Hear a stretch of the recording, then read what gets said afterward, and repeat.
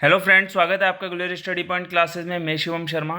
Friends, आज के इस वीडियो में हम एमए इकोनॉमिक्स का जो मोस्ट इंपॉर्टेंट टॉपिक है लोच एवं इसके प्रकार, इस बारे में डिस्कस करेंगे। इससे पहले काफ़ी समय पहले मैंने एक अपना वीडियो अपलोड किया था एमए का ही, जिसमें मैंने फलन को एक्सप्लेन करके बताया था, यानी फंक्शन को। ठीक है, जिसको मैंने पूरा एक्सप्लेन करके आपको स्पष्ट किया था कि फंक्शन के कॉन्सेप्ट क्या हैं। उस वीडियो का लिंक भी मैं आपको इस डिस्क्रिप्शन में दे दूंगा। उसके बाद काफ़ी लंबे समय से मुझे टाइम नहीं लग पाया, तो मैं वीडियो अपलोड नहीं कर पाया। बच्चों के काफ़ी कमेंट भी आ रहे थे कि सर इसमें आगे भी और समझाइए, प्लीज़ हैंड रिटन नोट्स के थ्रू आप समझाइए, काफ़ी अच्छा हमें समझ आ रहा है। तो आज के इस वीडियो में हम मांग की लोच, लोच के कितने प्रकार होते हैं, लोच किस टाइप्स में हो सकती है, कैसी कैसी लोच हो सकती है, सारा आज के इस वीडियो में हम डिस्कस करेंगे। बिल्कुल ईजी वे में मैं आपको बताऊंगा, और इस वे में अगर आप अपने एग्ज़ाम में लिखते हैं तो डेफिनेटली श्योर आपको 100% पूरे के पूरे नंबर मिलेंगे। और बिल्कुल सिंपल लैंग्वेज है, बिल्कुल अपने वर्डों में बनाई गई लैंग्वेज है, इसमें आपको कोई दिक्कत नहीं होगी और आप इसे हैंड रिटन अपनी नोटबुक में कर सकते हैं। तो आइए वीडियो को स्टार्ट कर लेते हैं। चैनल पे नए हैं तो चैनल को सब्सक्राइब जरूर कर ले और बेल आइकन को प्रेस कर ले, ताकि आपको इसी तरीके का अपडेट और बढ़िया कंटेंट मिलता रहे। ठीक है, तो सबसे पहले हम वीडियो को स्टार्ट करेंगे। सबसे पहले टॉपिक का नाम जानते हैं। टॉपिक का नाम है इलास्टिसिटी एंड इट्स टाइप्स, यानी लोच एवं इसके प्रकार। अब लोच किस किस तरीके से होगी, तो सबसे पहले हम मांग की लोच की बात करेंगे कि मांग की लोच की धारणा क्या है, मांग की लोच के प्रकार बताइए। ठीक है, सबसे पहले हम इसको डिस्कस करते हैं। यहाँ पे आप देखेंगे, मैं पहले आपको दिखा देता हूँ। देखो, मांग की लोच पे हम पहले परिभाषा यानी आशय बात करेंगे कि इसकी क्या परिभाषा है और क्या इसका आशय होगा। आप जानते हैं मांग का नियम हमें क्या बताता है। यहाँ पे देखेंगे, मांग का नियम हमें ये बताता है कि वस्तु के मूल्य में परिवर्तन होने से मांग की प्रवृत्ति किस स्थिति में होगी। किस स्थिति में होने का मतलब क्या है, इस चीज़ को आप समझना कि अगर आप वस्तु के मूल्य में परिवर्तन कर रहे हैं तो मांग की प्रवृत्ति क्या होगी, यानी उसकी डिमांड घटेगी या बढ़ेगी। घटने या बढ़ने का मैंने देखो ब्रैकेट में लिखा हुआ है, घटने या बढ़ना। ठीक है, ऐसे में अगर वस्तु के मूल्य में आप परिवर्तन कर रहे हैं तो उससे मांग की प्रवृत्ति पे क्या असर पड़ता है, या घटेगी या वो बढ़ेगी। लेकिन यहाँ पे आगे से देखिए कॉन्सेप्ट और आगे, लेकिन मांग का नियम हमें यह भी बताता है कि वस्तु के मूल्य में थोड़ा सा यानी अल्प परिवर्तन करने से, थोड़ा सा बदलाव होने से उसकी मांग में क्या हो जाता है, बहुत ज़्यादा परिवर्तन क्यों होता है, अधिक परिवर्तन क्यों होगा। परंतु अन्य वस्तुओं के मूल्य में उतना ही अगर हम परिवर्तन करें तो उससे मांग पर कुछ प्रभाव नहीं होता। ऐसा हमें कौन बताता है, मांग का नियम हमें बताता है। इतनी सी बात आपको क्लियर हो गई होगी, इसमें कोई भी दिक्कत परेशानी नहीं, सिंपल सा कॉन्सेप्ट है। मांग का नियम हमें बताता है कि वस्तु के मूल्य में अगर आप परिवर्तन करेंगे तो क्या उससे मांग की प्रवृत्ति घटेगी या बढ़ेगी। पहला कॉन्सेप्ट आपका ये आता है कि प्रवृत्ति किस स्थिति में चेंज होगी, बढ़ेगी या घटेगी। और दूसरी तरफ मांग का नियम हमें यह भी बता रहा है कि वस्तु के मूल्य में अगर हम थोड़ा सा भी बदलाव करते हैं यानी परिवर्तन करते हैं तो उसकी मांग में अधिक परिवर्तन क्यों होता है। यानी किसी की चीज़ में अगर हम थोड़ा सा भी चेंजेस ले आए तो उसकी मांग क्या है, एकदम से बढ़ या घट सकती है। बहुत ज़्यादा परिवर्तन देखने को मिलता है, हो सकता है बिल्कुल घटती ही चली जाए, हो सकता है बिल्कुल बढ़ती ही चली जाए। परंतु अन्य वस्तुओं यानी उसकी कंपैरिजन में अगर हम थोड़ी सी दूसरी वस्तु को लेके चलें तो उसमें अगर हम थोड़ा परिवर्तन करते भी हैं तो उसका उस पर कोई फर्क नहीं पड़ता, यानी उसका कोई इफेक्ट उसकी मांग पे नहीं पड़ता। इतनी सी बात आपके क्लियर हो गई होगी। अब सीधे नेक्स्ट टॉपिक पे आते हैं, लॉस से। लॉस से क्या अभिप्राय है, इसमें देखिए दो जो अपने अर्थशास्त्री हैं, मार्शल और बेहनम, इनके अनुसार मैं आपको समझाऊंगा जो इन्होंने लिया है कि क्या कहा है इन्होंने। देखो, मार्शल के अनुसार अगर आप देखेंगे, मांग की लोच का कम या अधिक होना इस बात पर निर्भर करता है कि मूल्य में एक निश्चित कमी होने से मांग अधिक बढ़ती है। यानी कहने का मतलब है कि मांग की लोच कम या अधिक होना, यानी कम होगी या अधिक होगी, वो किस बात पर निर्भर करेगा कि अगर आप मूल्य में एक निश्चित कमी यानी निश्चित कमी लाएंगे तो उससे क्या होगी, मांग अधिक बढ़ती है। यानी कहने का मतलब किसी चीज़ का आप प्राइस क्या है कम कर देंगे तो डेफिनेटली श्योर है कि आपकी डिमांड बढ़ेगी बढ़ेगी। अगर कोई चीज़ आपको पहले 10 में मिल रही थी, अब उसके बाद आपको 8 रुपये में मिल रही है, तो डेफिनेटली आपकी मांग बढ़ेगी बढ़ेगी, लोग एकदम से खरीदेंगे। जैसे एग्जाम्पल के लिए आज के टाइम पे टमाटर को देख लीजिए। टमाटर पहले 20 से 40 रुपये था तो लोग नॉर्मली खरीद रहे थे, अब 180 रुपये, 200 रुपये, कहीं पे 150 भी, 160 भी है। ठीक है, तो इस तरीके से चल रहा है, तो लोगों ने अपना हाथ पीछे खींच लिया। अभी एकदम से टमाटर सीधे 50 रुपये पे आ जाए, लोग धड़ाधड़ खरीदना चालू से कर लेंगे। तो डिपेंड ये करता है कि मांग में एक निश्चित कमी करने पर क्या होगा, सॉरी, मूल्य में एक निश्चित कमी करने पर मांग में क्या होगा, मांग क्या होती है, अधिक बढ़ती है या कम हो जाती है। ठीक है, इस पर डिपेंड करेगा। कम होने का मतलब क्या है कि रेट एकदम से बढ़ गया। ठीक है, मूल्य में एक निश्चित वृद्धि होने से मांग कम घटती है, ठीक है, या अधिक घटती है। ये डिपेंड करेगा कौन, मार्शल का कहना यह है कि अगर हम एक निश्चित विधि यानी एक फिक्स्ड इंक्रीज़ कर दें किसी चीज़ के प्राइस को, अगर फिक्स तरीके से इंक्रीज़ कर दें तो हो सकता है कि उसकी मांग एकदम से घट जाए और हो सकता है एकदम से बढ़ जाए। ठीक है, मांग एकदम से बढ़ भी सकती है और घट भी सकती है। ठीक है, इतना कॉन्सेप्ट क्लियर होगा आपको। आगे हम बात करेंगे बेनम की। बेनम के अनुसार मांग की लॉज के विचार का संबंध मूल्य में होने वाले छोटे से भी परिवर्तन का मांग की मात्रा पर पड़ने वाले प्रभाव से है। यानी कहने का मतलब ये है, बिल्कुल सिंपल सा कॉन्सेप्ट है, कुछ नहीं है इसमें। मांग की लॉज का विचार का संबंध, अगर मांग की लॉज को अपने माइंड में आप ला रहे हैं, इसका रिलेशन आप दिखा रहे हैं, तो सिंपल सी बात है, अगर आप किसी भी छोटी सी वस्तु के मूल्य में थोड़ा सा परिवर्तन करेंगे तो डेफिनेटली उसकी डिमांड में यानी उसकी मांग में भी, उसकी मांग की मात्रा में भी परिवर्तन आपको देखने को मिलेगा, ऐसा बेनम का कहना है। ठीक है, नेक्स्ट आ जाते हैं लोचदार मांग को। इतना कॉन्सेप्ट आपको बहुत अच्छे तरीके से क्लियर हो गया होगा, मुझे पता है इतना अच्छा आप समझ गए होंगे। लोचदार मांग क्या कहती है? सबसे पहले हम लोच का तात्पर्य पढ़ेंगे। लोच क्या है? लोच से जो हमें तात्पर्य होता है किसी वस्तु में घटने और बढ़ने की शक्ति से, यानी कोई चीज़ कितना घट रही है और कितना बढ़ रही है। इसका उदाहरण आप ले सकते हैं। इसके एग्जाम्पल के लिए मैंने लिया है रबड़ को। रबड़ को समझेंगे जैसे यहाँ पे मैंने लिखा भी है, हिंदी में शुद्ध भाषा में लिखा है ताकि आपका कॉन्सेप्ट एकदम क्लियर हो जाए। जब एक चीज़ समझिएगा, रबड़ पे जब हम ऊपर से प्रेशर डालते हैं यानी दबाव डालते हैं तो रबड़ क्या होता है, थोड़ा फैल जाता है। ठीक है, प्रेशर डालने पे उसका आकार थोड़ा सा बढ़ जाएगा, बट जैसे ही हम उसमें दबाव हटाएंगे यानी प्रेशर जब हटाते हैं तो वो क्या होता है, सिकुड़ जाता है। जैसा कि मैंने यहाँ लिखा भी है, जब हम क्या करते हैं रबड़ पर दबाव डालते हैं तो वह बढ़ जाता है तथा दबाव हटाने पर वो सिकुड़ जाता है। यानी कहने का मतलब है लोच जो है दो बातों पर निर्भर करती है, एक वस्तु के स्वभाव पे यानी वस्तु की प्रकृति कैसी है, उसका स्वभाव कैसा है, दूसरा उस पर पड़ने वाला प्रेशर। ठीक है, उस पर पड़ने वाला दबाव, यानी कितना हम उसे घटा रहे हैं, कितना हम उसे बढ़ा रहे हैं। अगर हम उसे बढ़ाएंगे तो वो घटेगा, सॉरी जो उसका हम प्रेशर बढ़ाएंगे तो वो भी चीज़ बढ़ेगी और जितना कम करेंगे वो भी चीज़ सिकुड़ेगी। ठीक है, कहने का मतलब इसका यहाँ पे है। अब यहाँ आगे देखें, जैसा नीचे लिखा है, कुछ वस्तुएं ऐसी होती हैं कि मूल्य में परिवर्तनों का उनकी मांग पर बहुत अधिक असर पड़ता है।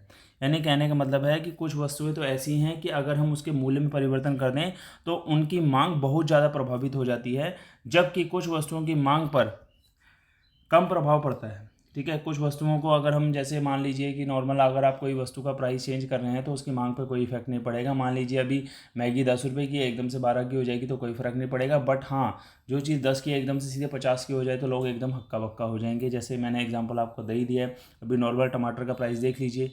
ठीक है, यदि किसी वस्तु की मांग पर मूल्य में के परिवर्तन का अधिक प्रभाव पड़ता है, यानी किसी वस्तु की मांग पर मूल्य के परिवर्तन का क्या होगा, ज़्यादा प्रभाव पड़ेगा, तो इसे अर्थशास्त्र की भाषा में लोचदार मांग कहते हैं। ठीक है, मैंने अभी सेम कॉन्सेप्ट आपको क्लियर कर दिया है, वस्तु के स्वभाव पर और वस्तु के पड़ने वाले दबाव पर, यानी जितना मूल्य परिवर्तन अधिक होगा उतनी ही उसकी मांग भी क्या होगी, क्या वो परिवर्तन होती जाएगी। ठीक है, आगे देखेंगे मांग की लोच के प्रकार के हम कॉन्सेप्ट की बात करेंगे। देखिए मांग की लोच कितने प्रकार की होती है, यहाँ पे सिंपल वर्डों में हम पढ़ते हैं। मांग की लोच को मुख्य रूप से निम्न भागों में बांटा जाता है। सबसे पहला आता है मांग की कीमत लोच, दूसरा आता है मांग की आय लोच, तीसरा आता है मांग की आड़ी तिरछी यानी टेढ़ी मेढ़ी जो लोच होगी, उस बारे में हम बात करेंगे। इंग्लिश में अगर इसे पढ़ना चाहें तो price elasticity of demand, second है income elasticity of demand, third आपका आता है क्रॉस इलास्टिसिटी ऑफ डिमांड आपका आ जाएगा। ठीक है, अब सबसे पहले हम बात करते हैं मांग की कीमत लोच। बहुत ही बढ़िया और बहुत ही अच्छा टॉपिक है। मांग की कीमत लोच के बारे में हम पढ़ेंगे। कॉन्सेप्ट आपको क्लियर हो रहा होगा, वीडियो को जितना शेयर कर सकते हैं उतना शेयर कीजिए।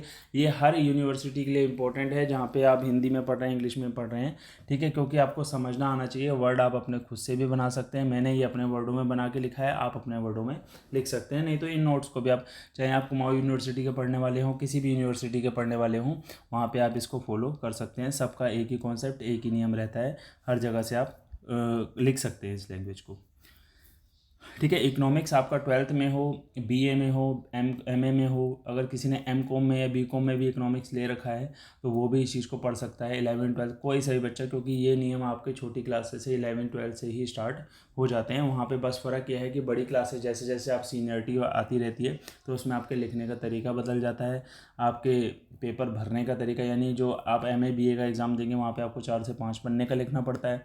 अगर 11 12 के एग्ज़ाम दे रहे हैं तो वहाँ पे 2 से 3 पेजों में आपको इसको क्लियर करना होगा।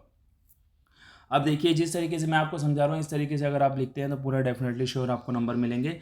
किसी वस्तु की कीमत में परिवर्तन होने पर उसकी मांग में जो परिवर्तन होता है, यानी कहने का मतलब है कि अगर मान लीजिए किसी चीज़ की वस्तु की कीमत यानी उसका प्राइस आप चेंज कर रहे हैं तो उससे जो उसकी मांग पे प्रभाव पड़ेगा, उसकी मांग जो परिवर्तन होगा उसको हम मांग की क्या बोलते हैं, कीमत लॉज। यानी प्राइस के कारण, कीमत में परिवर्तन करने के कारण उसमें क्या हो रहा है, मांग में बदलाव आ रहा है, तो इसी को हम क्या बोलेंगे, कीमत लॉज बोलेंगे। यानी आपने जब उसकी कीमत को चेंज किया तब उसकी मांग में परिवर्तन हुआ है, नहीं तो उस पर कोई फर्क नहीं पड़ रहा था। मांग की कीमत लॉज, मांग की मात्रा में परिवर्तन, यानी जितना प्रतिशत परिवर्तन आप करेंगे उतना ही उसकी कीमत में प्रतिशत परिवर्तन हो जाएगा। ठीक है, सॉरी, इसमें कीमत प्रतिशत परिवर्तन करेंगे उतना ही मांग की मात्रा में प्रतिशत परिवर्तन आपको देखने को मिलेगा। कि मान लीजिए आप किसी चीज़ की 10% परिवर्तन कर रहे हैं तो उसकी मांग में भी हो सकता है 10 का 20% परिवर्तन हो जाए। ठीक है, इतना आप समझ रहे हैं बहुत अच्छे तरीके से। अब कीमत लॉज की श्रेणियाँ, अब कीमत लॉज की श्रेणियों की अगर हम बात करें तो वस्तु की मांग में परिवर्तन की गति इसकी कीमत में परिवर्तन की गति की उपेक्षा तेज या धीमी हो सकती है। कहने का मतलब है कि देखो कीमत लॉज की जो श्रेणियां वो सिंपल सी बात ये कह रहा है कि वस्तु की मांग में जो परिवर्तन की गति है वो उसकी कीमत में की गई परिवर्तन की गति से क्या हो सकता है, ज़्यादा भी हो सकती है और उससे कम भी हो सकती है। मान लो किसी वस्तु में आपने परिवर्तन किया, कीमत में परिवर्तन किया, तो हो सकता है उसकी मांग बिल्कुल कम घटे और हो सकता है बिल्कुल ज़्यादा भी घट सकती है। ठीक है, तो इसी तरह विभिन्न वस्तुओं की लोच विभिन्न प्रकार की हो सकती है। कीमत की लोच की हमने 5 श्रेणियाँ ली हैं, 5 श्रेणियों में उसे बांटा गया है। आप यहाँ समझेंगे आगे की तरफ, यहाँ लिखा है लोचदार मांग। सबसे पहला हमने लिया है इसका लोचदार मांग। जिन अनुपात में, यानी जिस अनुपात में किसी वस्तु के मूल्य में परिवर्तन होता है तो उसी अनुपात में वस्तु की मांग में भी क्या होता है, परिवर्तन होता है। यानी मान लीजिए कि किसी चीज़ का आपने 10% किसी चीज़ को कम किया है, वस्तु के मूल्य में परिवर्तन किया है, तो उसकी मांग में भी 10% परिवर्तन आपको दिखाई देगा। जैसा ये मैंने प्यारा सा ग्राफ में आपको दिखा रखा है। जैसे यहाँ पे देखेंगे आप, ये मूल्य है और ये क्या है, आपका मात्रा है। ठीक है, मात्राओं का परिवर्तन मैंने M और M1 से दिखा रखा है और प्राइस का जो यानी कि मूल्य का परिवर्तन है P1 और P से शो कर रखा है। देखो ये मूल्य में परिवर्तन आपका P से है और मात्रा में परिवर्तन आपका ये आ रहा है। ठीक है, कॉन्सेप्ट आपको क्लियर हो गया होगा। देखो दोनों में समान परिवर्तन है, कोई ज़्यादा डिफरेंस नहीं है, ना तो बढ़ रहा है ना घट रहा है, बिल्कुल बराबर ग्राफ इसका बना हुआ है। तो इसलिए तो इनके बीच में जो आपकी लाइन आ रही है एक स्ट्रेट लाइन आते हुए चली जाएगी। ठीक है, आगे आप यहाँ देखेंगे ग्राफ क्लियर हो गया हो, कोई डाउट नहीं, बिल्कुल सिंपल ग्राफ है। ठीक है, यहाँ पे बढ़ता घटता कुछ नहीं दिख रहा आपको। उसके बाद आता है अधिक लोचदार, यानी अधिक लोचदार में क्या होगा, आगे देखते हैं। किसी वस्तु की मांग में परिवर्तन इसके मूल्य में होने वाले परिवर्तन से अधिक अनुपात में होता है। यानी कहने का मतलब है कि किसी वस्तु की मूल्य में अगर आप 20% की कमी दिखा रहे हैं तो हो सकता है उसकी मांग 60% बढ़ जाए। ठीक है, अगर उसमें दिखा रहे हैं कि किसी वस्तु का मूल्य आप 20% बढ़ा रहे हैं तो हो सकता है उसकी मांग क्या हो, 60% बढ़ जाए। लोगों को ये लगे कि यार अभी ये 20% बढ़ रहा है, बाद में ज़्यादा ना बढ़ रहा है, लोग दबादब खरीद रहे हैं। ठीक है, तो यहाँ पे आप ग्राफ में देख सकते हैं, प्राइस में तो आप ज़्यादा डिफरेंस नहीं दिखा रहे हैं, पर आप में मांग में आपको ज़्यादा डिफरेंस दिख रहा होगा, मात्रा आपकी ज़्यादा डिफरेंस में दिखा रही होगी। ठीक है, मूल्य में परिवर्तन आप ये ऊपर दिख रहा है और मांग में की गई मात्रा में परिवर्तन आपको साफ साफ दिखाई दे रहा है। डिफरेंस देख सकते हैं आप यहाँ पे, मैं क्लियर आपको दिखाता हूँ। देखेंगे आप यहाँ डिफरेंस देख सकते हैं कितना ज़्यादा आ चुका है। ठीक है, यहाँ पे देखेंगे आप, इन दोनों के बीच में डिफरेंस काफ़ी आपको देखने को मिलेगा। प्राइस में आपने कोई परिवर्तन नहीं किया है, ज़्यादा परिवर्तन नहीं हुआ है यहाँ पे देखेंगे, बट मात्रा में क्या है, उसकी बहुत ज़्यादा परिवर्तन आ गया है। तो ग्राफ बिल्कुल सिंपल ग्राफ मैंने बनाए हैं जिसमें आपको आसान से क्लियर हो जाए और क्लियरली मैं आपको आसान से समझा रहा हूँ।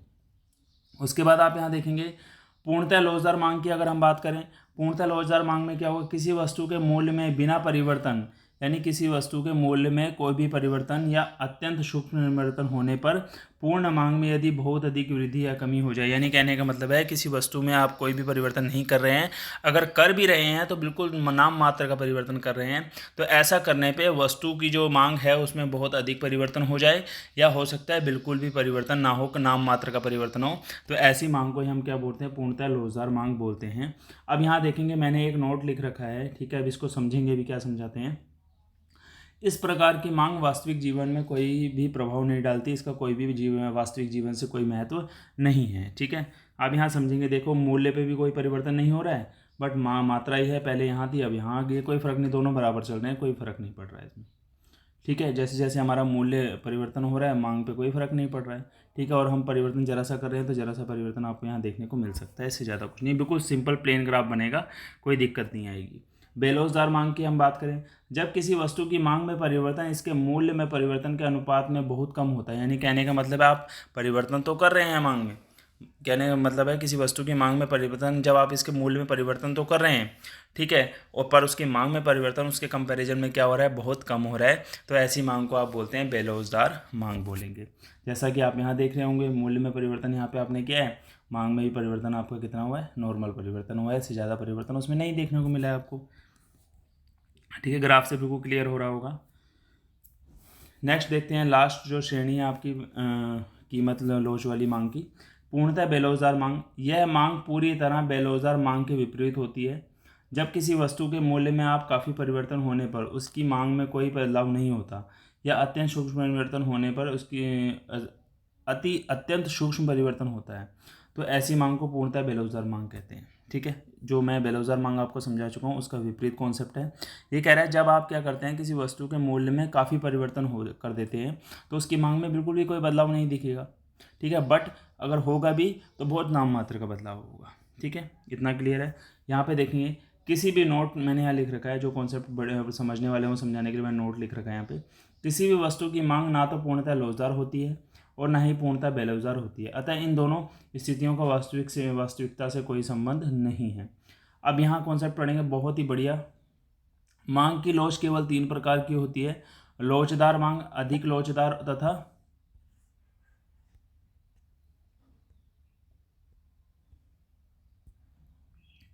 एक मिनट देखेंगे जरा, हाँ, लोचदार मांग, अधिक लोचदार मांग तथा बेलौज मांग। ठीक है, ये 3 मांग होती हैं और 2 जो हैं आपकी पूर्णतः बेलौजदार और बेलौजदार मांग, वो आपकी इसके अंदर इंक्लूड नहीं की जाती।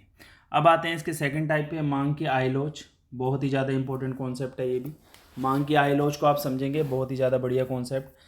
किसी वस्तु की मांग में परिवर्तन केवल कीमत में परिवर्तन पर निर्भर नहीं करता, यानी कहने का मतलब क्या है कि किसी वस्तु की जो डिमांड है वो उसके केवल प्राइस पे डिपेंड नहीं करेगी, इस चीज़ को ध्यान रखना, बल्कि उपभोक्ताओं की आय में कमी या वृद्धि में भी वस्तु की मांग में कमी या वृद्धि ला सकती है। अब इसको बिल्कुल अच्छे तरीके से समझेंगे। आप ये नहीं कह सकते कि आप किसी वस्तु की कीमत में परिवर्तन कर रहे हैं तो उसकी मांग में भी परिवर्तन हो जाए, ऐसा पॉसिबल नहीं है। कौन कहता है? मांग की आय लोच ऐसा कहती है।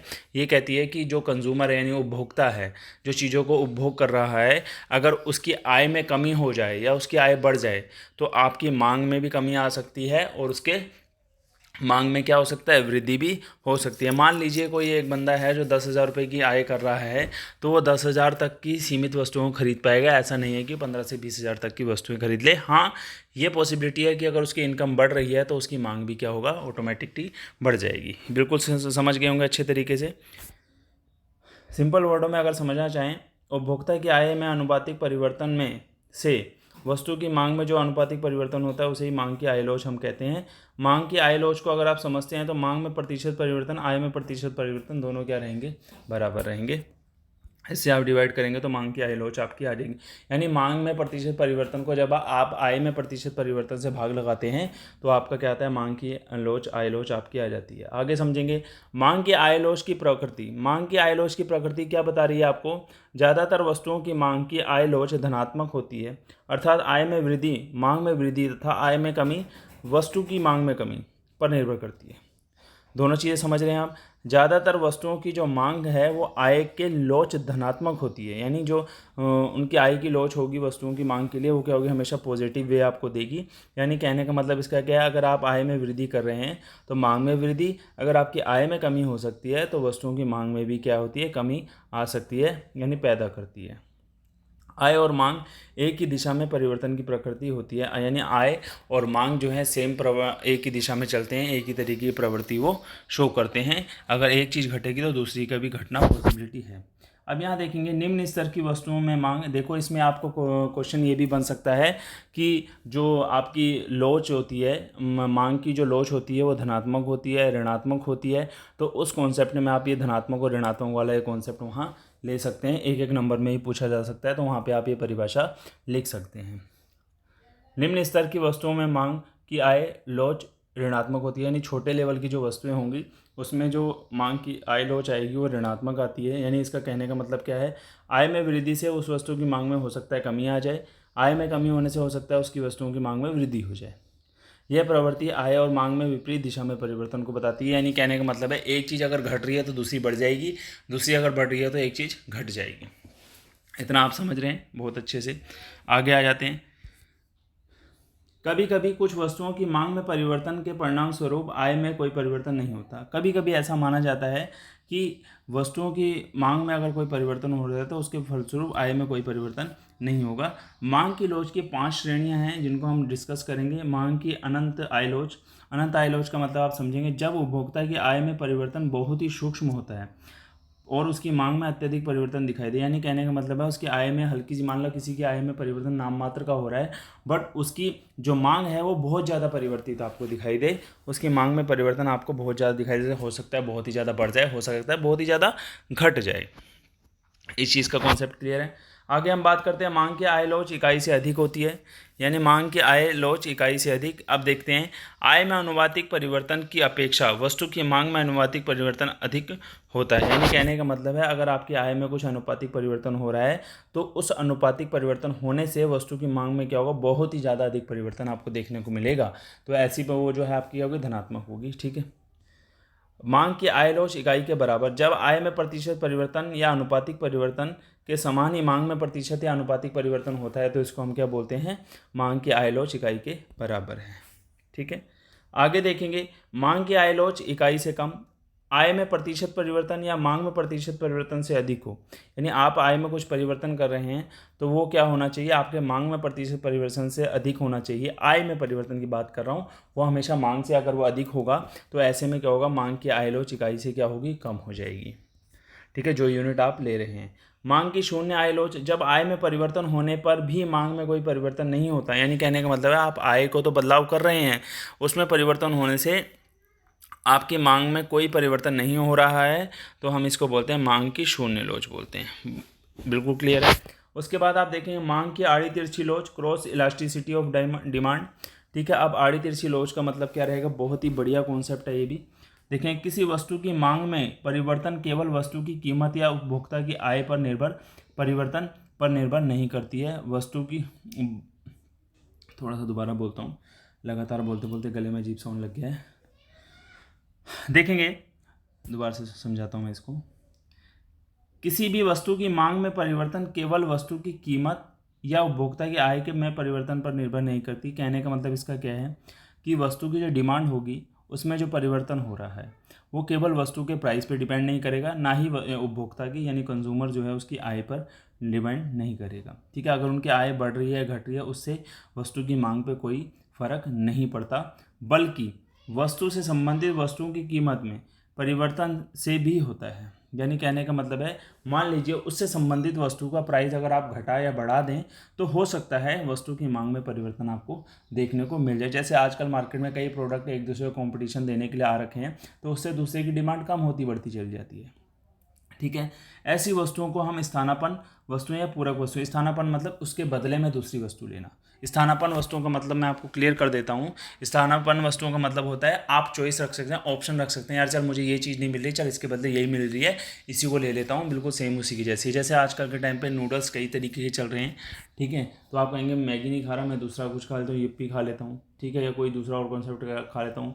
ठीक है। चाउमीन खा लेता हूँ, कुछ भी आपके लिए ऑप्शन है तो आप वो ऑप्शन के तौर पे उनका यूज़ कर सकते हैं। यानी उसी के सेम वही प्रोडक्ट आपको नूडल्स की फॉर्म में मिल रहा है, मैगी की जगह दूसरा चीज़ आप ले सकते हैं, कुछ भी ले, कोई नूडल्स आप ले सकते हैं। ठीक है। नमकीन के फ्लेवर्स कई सारे हैं। ठीक है। जिनको आप लेना चाहें तो आप ले सकते हैं। मांग की आड़ी लोच। किसी एक वस्तु की मांग में वह प्रतिशत परिवर्तन है जो दूसरी वस्तु की कीमत में परिवर्तन के परिणाम स्वरूप होता है। यानी कह रहा है मांग की जो आड़ी लोच है, किसी एक वस्तु की मांग में अगर वह प्रतिशत परिवर्तन हो रहा है तो दूसरी वस्तु की कीमत में ही प्रतिशत परिवर्तन होगा ही होगा, ऐसा ये कहता है। ठीक है। यानी मान लीजिए आप किसी भी चीज़ की में परिवर्तन कर रहे हैं, किसी वस्तु के उसमें चेंज कर रहे हैं, मांग में परिवर्तन हो रहा है तो दूसरी वस्तु की कीमत में भी उसमें परिवर्तन आपको देखने को जरूर मिलेगा। तो अब इसका सिंपल सा फॉर्मूला है, मांग की आड़ी लोच एक्स वस्तुओं की मांग की जाने वाली मात्रा में प्रतिशत परिवर्तन वाई वस्तु की कीमत में प्रतिशत परिवर्तन के को भाग देंगे तो आप क्या हो जाएगा, आपका मांग की आड़ी लोच निकल के आ जाएगी। अगर आप क्या करेंगे, एक्स वस्तुओं की मांग में की जाने वाली मात्रा में प्रतिशत परिवर्तन को वाई वस्तु की कीमत में प्रतिशत परिवर्तन से अगर आप भाग लगाते हैं तो आपकी क्या आ जाएगी, मांग की आड़ी लोच आ जाएगी। तो आज के इस वीडियो में मैंने आपको ये सारे कॉन्सेप्ट क्लियर कर दीजिए। ठीक है। पूरा ये जो मांग का जो है ये पूरा कॉन्सेप्ट आपको 4 से 5 पन्नों का जो ये कॉन्सेप्ट है मैंने बहुत अच्छे तरीके से अपनी तरफ से कोशिश करके आपको क्लियर कर दिया है। आशा करता हूँ आपको बहुत अच्छे तरीके से समझ आया होगा। देखिए मेहनत करेंगे तो सफलता ज़रूर मिलेगी। ठीक है, इन चीज़ों को आप पढ़ते रहिए, अच्छे तरीके से मेरे चैनल पर बने रहिए। जितना मेरे से पॉसिबिलिटी हो पाती है उतना मैं आपके लिए वीडियो लाता हूँ। और अब जो है मैं इकोनॉमिक्स के नोट आपको रेगुलर मिलते रहेंगे चैनल पे। तो जो बच्चे अपना बीए, बीकॉम, 12th या 11th जिसकी भी तैयारी कर रहे हैं, उनका इकोनॉमिक्स सब्जेक्ट है, तो चैनल से जुड़े रहें। उनके लिए बहुत बेहतरीन कॉन्सेप्ट के साथ जो है कंटेंट में लेके आऊँगा। हिंदी और इंग्लिश दोनों के लिए कंटेंट आएगा, तो इससे बेफिक्र रहिए। कुमाऊं यूनिवर्सिटी वाले हों या अदर यूनिवर्सिटी के, सब जो है इकोनॉमिक सब्जेक्ट वो देख सकते हैं। आपके लिए बढ़िया कंटेंट आएगा, चाहे आप ग्रेजुएशन लेवल के हों, चाहे आप एकेडमिक सेशन के हों। तो अपनी मेहनत को जारी रखिए, मेहनत करेंगे तो सफलता एक दिन हासिल होगी होगी। ठीक है, तो आज के इस वीडियो में इतना ही, मिलते हैं नेक्स्ट वीडियो के साथ। Thank you.